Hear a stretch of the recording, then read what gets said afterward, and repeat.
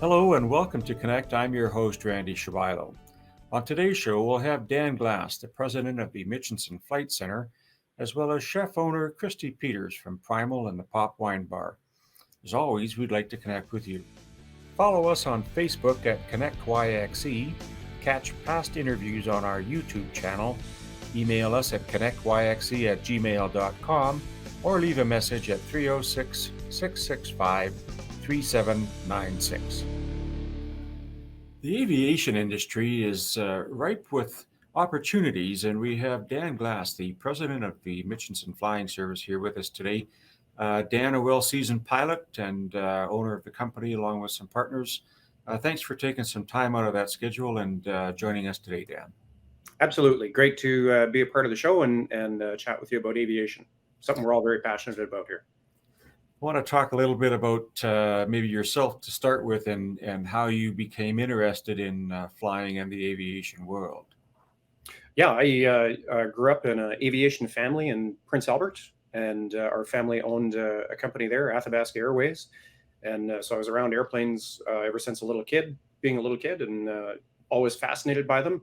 Spent time on the farm as well. And as much as I loved farming, I loved flying more. And this is where I ended up.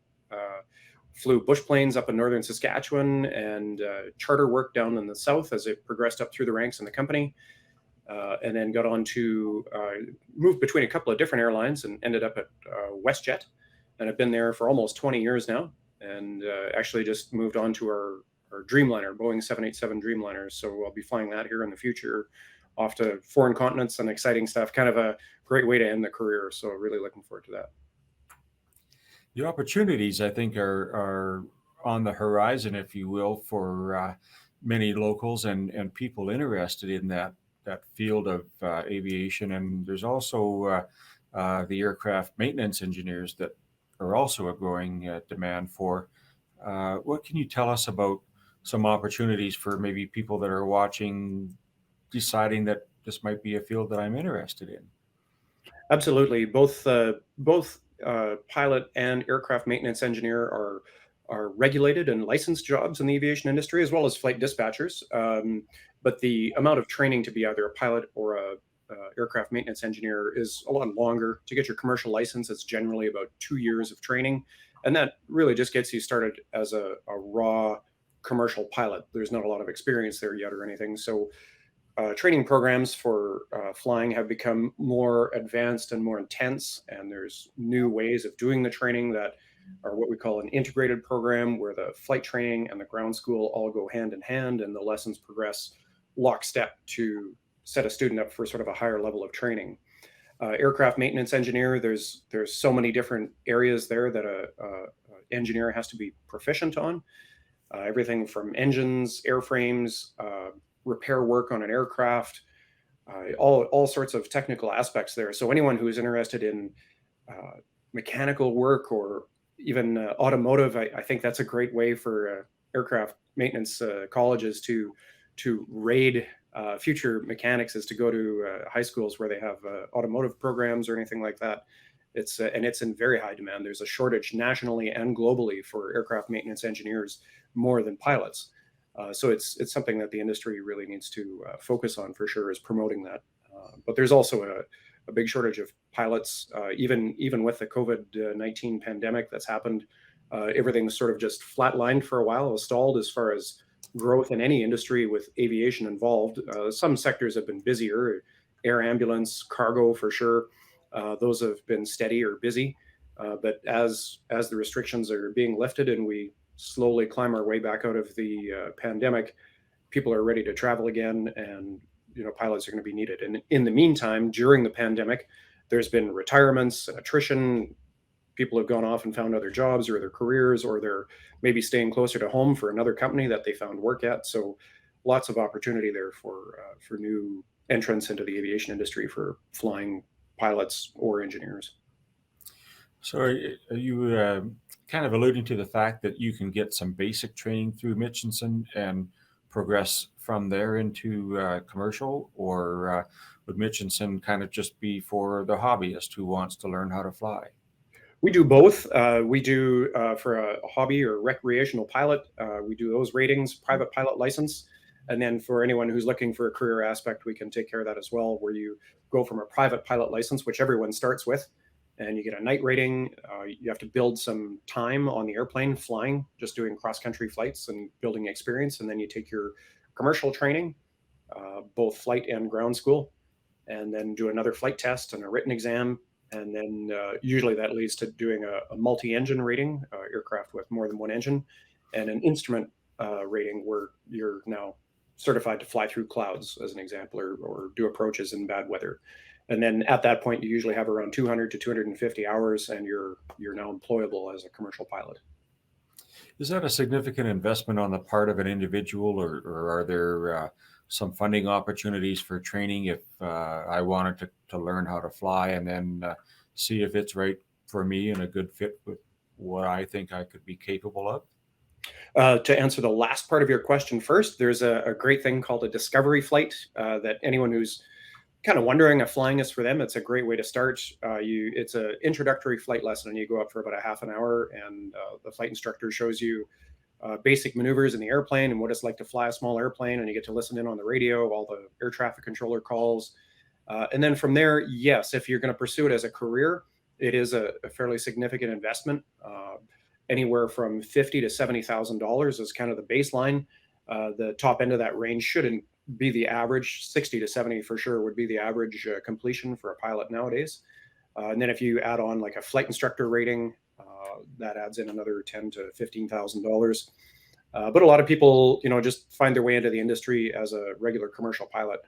And the opportunities start usually with smaller companies flying twin engine turboprop aircraft, flying medevac operations, up to northern mining operations or fishing camps, that kind of thing. There's still a bit of a demand for bush pilots, and that used to be kind of the entryway into the industry. But that's slowed down over the years. There's not as much bush flying happening anymore, but it's still another avenue. Are you seeing opportunities for growth in the industry? We are already on the cusp of we're seeing space tourists and so on. With what you know so far, and on the international ultra long hauls and so on, uh, just blue skying, if you will. Do you see some opportunities for suborbital flight, and what's the buzzword in the industry now with moving people farther and faster? Yeah, that's a fascinating part of the industry, the aerospace industry, that's happening. I I think it's a little more automated from what I can tell in my very limited knowledge of how things work at SpaceX. I don't know how much actual flying there is involved versus, say the space shuttle program where there was an actual pilot on board the space shuttle, and that person was responsible for, driving it, especially on the reentry where they're flying a glider right down to the runway. Whereas now it looks like it's a far more automated reentry for the rocket itself that comes back to Earth unmanned. And then the capsule re-enters just like the old Apollo program where it comes down in a parachute. But that seems to be more of the way there. And touching on that, I guess, is the drone industry, unmanned or what's the catchphrase now? Remote piloted aircraft systems, RPAS, they call it. That is a growing industry as well. And there's a huge demand there for both a technical operator side of it, as well as the systems that can be loaded onto drones and what they're doing with them. Obviously, it started out as a fairly intense military program, but now you can go to, a store like Costco or something and buy a small compact drone for $70 or $100 and fly it around in your backyard. The trick is that there's a lot of licensing and regulation involved with that. In the city of Saskatoon, it's actually what they call a no drone zone. You have to be licensed and have a permit to actually fly the drone in the city. So that's something that usually catches a lot of people off guard. And we actually help to license people for that. You can take a course from us and become a drone operator. Know that. If we have younger people watching this segment of the show and uh, do show an interest, what is the history of Mitchinson's, and how did you become involved for a young person like me that wants to learn how to fly? How long has the company been around?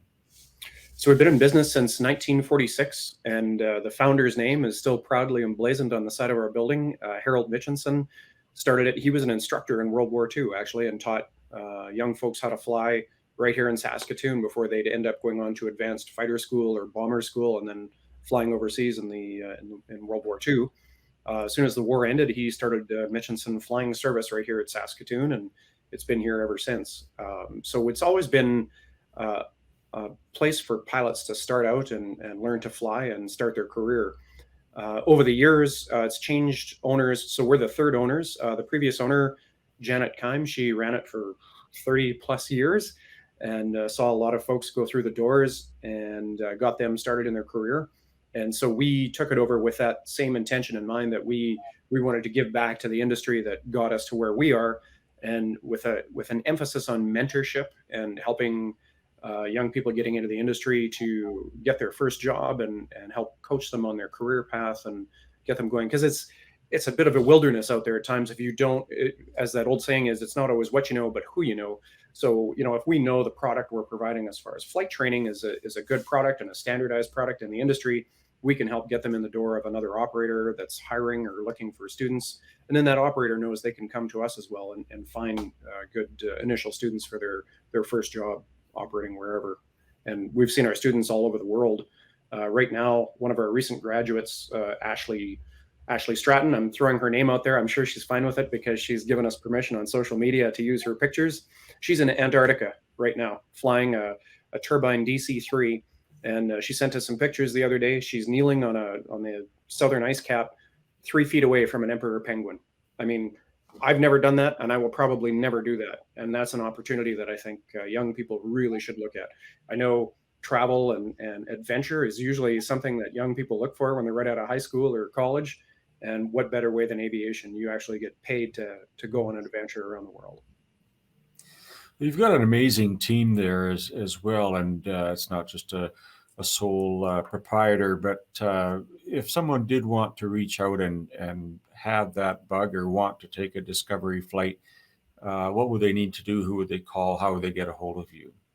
Absolutely. They can call our main office at 306-244-6714. We're on Google. We have a website, flymitchinson.com.